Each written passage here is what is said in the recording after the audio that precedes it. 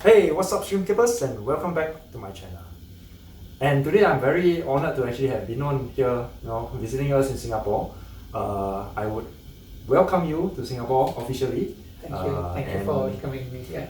And it's always great to have that kind of day-to-day interaction and having that discussion with fellow stream hobbies who are very passionate about the stream, the hobby as well.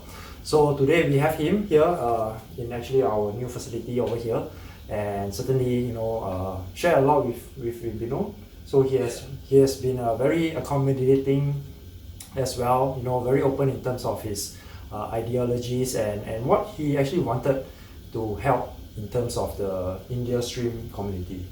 So I thank him for coming and stopping by Singapore, and certainly today I actually wanted to share this information with you guys, and definitely it's him that I want to ask some questions in terms of his stream breeding or stream hobby journey. When did he first started? How he first started? And what are some of the plans that he wants to bring forward in the next few years. So over to you. Sure. Thank you. First of all, I thank Benny for having me here in his facilities. So I would start with my journey, how it started. So my journey in India started way back in 2016. So where I had a gift from one of my friends who gifted me like 30 blue neos. So that's when I was fascinated on seeing the shrimp for the first time. Right. So that's where, and that's how my hobby started. Mm-hmm. So there are a lot of ups and downs. I don't know how to keep neos. So I had a lot of shrimp dead seen day by day. So I don't know how to keep. Then slowly I source for other shrimps where I can get. And then my journey started in 2016 just with neos, and slowly moved into crystal red shrimps. Right. And now looking forward to move into little higher grade of shrimps also. Right. So maybe I cut you here a little bit. Is information readily available in India in terms of how you are supposed to keep your shrimps? So when you talk about information about keeping shrimps in 2016, it was little difficult for me. I don't know about others, it was difficult for me to get all the information, though it's still available online. I don't know where to look for and how to look for, and whom to seek the help for. So later I learned by my experience and few hobbyists in India who helped in sharing how they had success in their journeys. So Right. that helped me a lot. And now since we have other facilities like where we have a lot of other peoples who have their personal blogs, their YouTube channels, Right. that helped me a lot Okay. in learning. Yeah. So now equipped with all this knowledge and information, where do you see yourself in the next few years in terms of the stream breeding hobby? Do you see yourself, trying to gather more people, or what are some of the things that you are actually trying to drive the hobby to? Yeah. So my only thing in the hobby is in India. So I want others not to go through the same thing that I went through. Okay. So I Okay. want.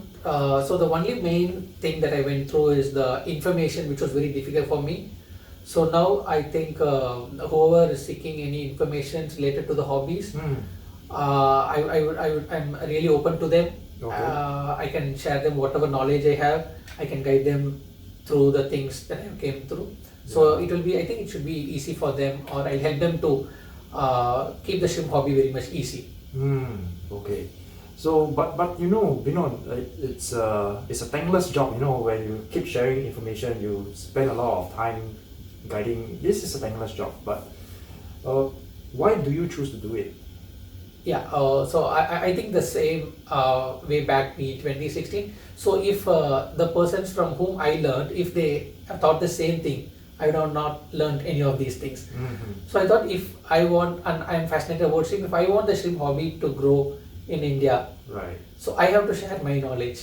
So only then people will. So unless you share them the knowledge on how to keep, so there is no one is going to put down their legs into this hobby. Right. Understand. Okay. So guys, actually I was having a side chat with Binon before this, and every country will have their own challenges. So for example, in South Africa that we recently visited, They have load sharing. You have only like 8 hours or 12 hours of electricity every day, and that's one of their challenges. So when Bino told me that his TDS from the tap is 1,200, it's so hard. It's like liquid rock. It is so hard. So this is one of his challenges in India. Of course, definitely not throughout India, but we know that 1,200 TDS is really, really a lot. And maybe he will be able to share with you guys, what he's planning to do in terms of that, and how he actually circumvent all these challenges. Yeah. So the one difficulty that I faced when I started the hobby is the TDS is very high over there. Mm-hmm. So what I did was we used to get 20 liter of RO water, Right. which is readily available in the market. I think it's a little cheaper for the 20 liter. So I get that, I measure the parameters of that particular water, including the TDS, the GH, KH and all. And then if it is very less, then I remineralize using the minerals. Right.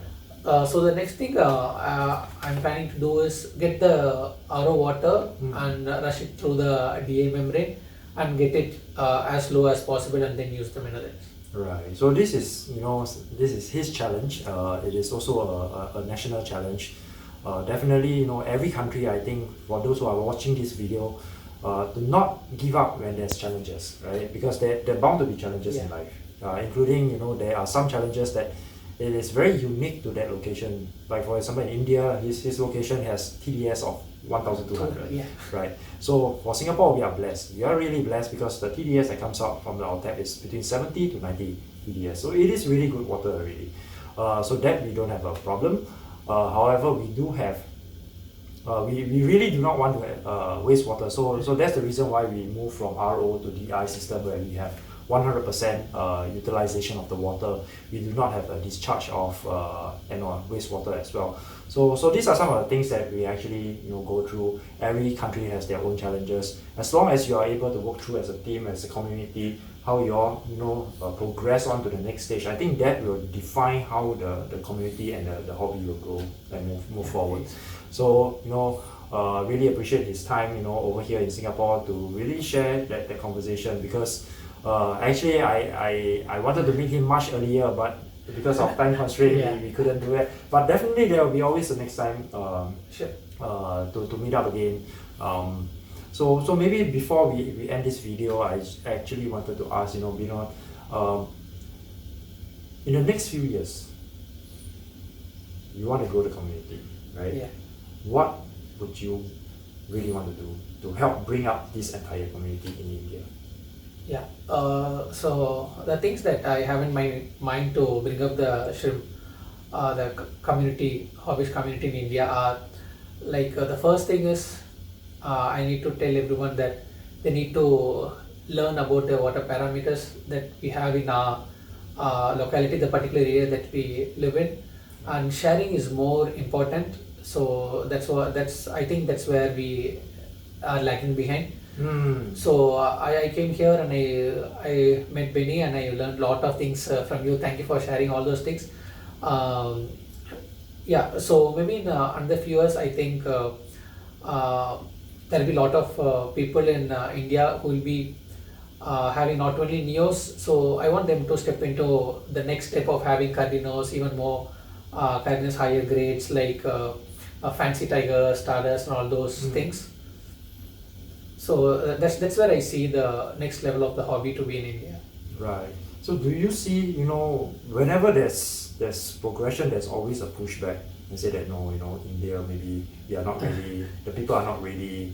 What are some of the things that you would encourage or motivate the next generation or the next or the hobbies in India to actually go from CRS to PRL, from PRL to maybe Pinto to Stardust, and what would you tell them? So I would tell them to be patient enough with the hobby. Just losing a colony of CRS doesn't mean you have to stop there. Right. So I would say the only thing is be patient. The hobby always has ups and downs.